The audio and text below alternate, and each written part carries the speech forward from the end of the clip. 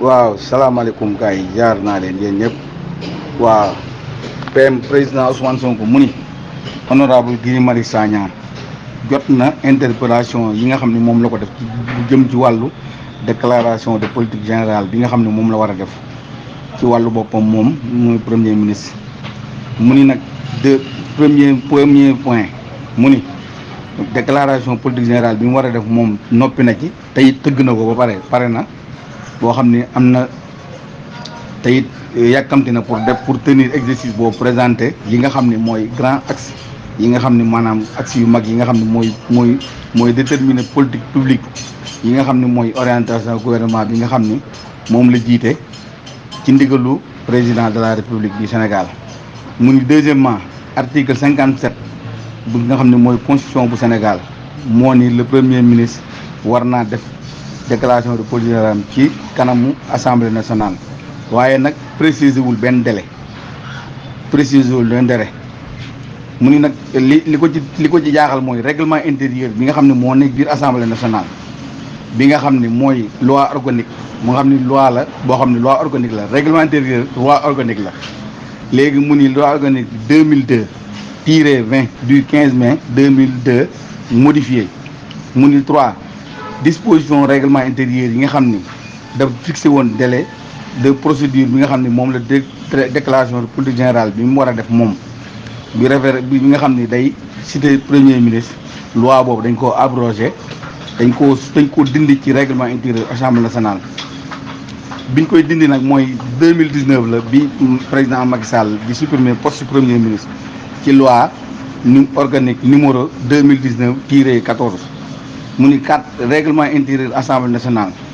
bi nga xam ni moo nekk en vigueur nii bi nga xam ni mooy dox nii amul fenn fu mu tudd premier ministre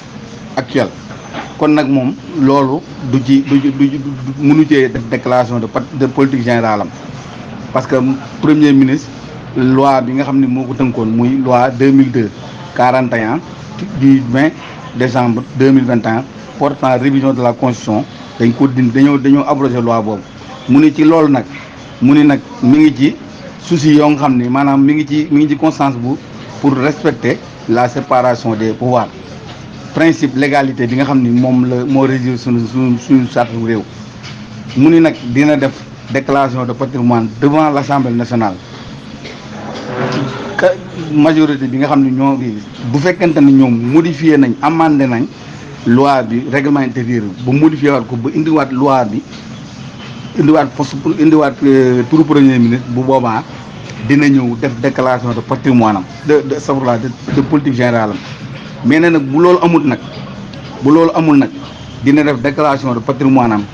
devant une assemblée boo xam ni peuple bi moo koy constitué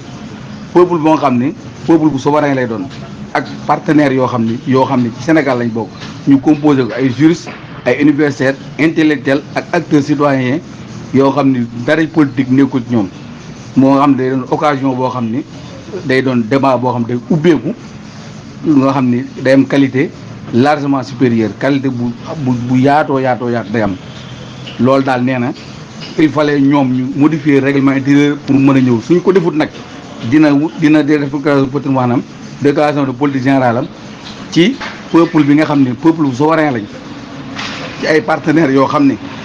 Sénégal lañ partenaire Sénégal ñu composé ko ay juristes nekk ci ay universitaires nekk ay intellectuels nekk ay acteurs citoyens apolitiques yoo xam ne politiqueun ak peuple bi mu doon débat bu ubbeeku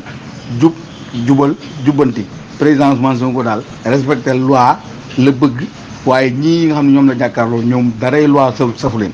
wasalaam.